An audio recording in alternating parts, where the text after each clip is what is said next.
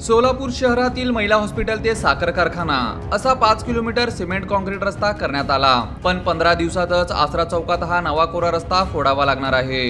काम सुरू होण्यापूर्वीच महापालिकेने भूमिलगत जलवाहिन्या, पाणी पुरवठ्याच्या मुख्य वाहिन्या आणि ड्रेनेज चेंबरची काम पूर्ण करण्यासंदर्भात MSIDC ला लेखी सूचना दिल्या होत्या। त्यानंतर 2 वेळा स्मरणपत्रेही पाठवली, मात्र त्याकडे दुर्लक्ष करून कॉन्क्रिटीकरण करण्यात आले।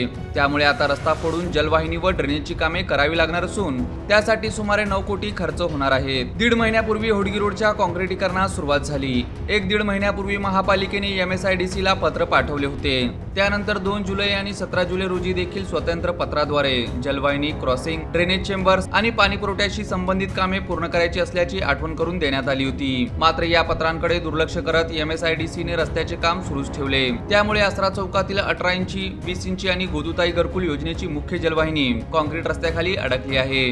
तसेच ड्रेनेजचे 18 चेंबर्सही बुजल्याचे महापालिका व MSIDCच्या संयुक्त पाहणीत स्पष्ट झाले। महिला हॉस्पिटलकडून विमानतळाच्या दिशेने जाताना रस्त्याच्या उजव्या बाजूला दाट लोकवस्ती तर मुख्य जलवाहिनी डाव्या बाजूला असल्याने भविष्यातील पाणी पुरवठ्यासाठी येथे जलवाहिनीचे क्रॉसिंग अपर्याय आहे।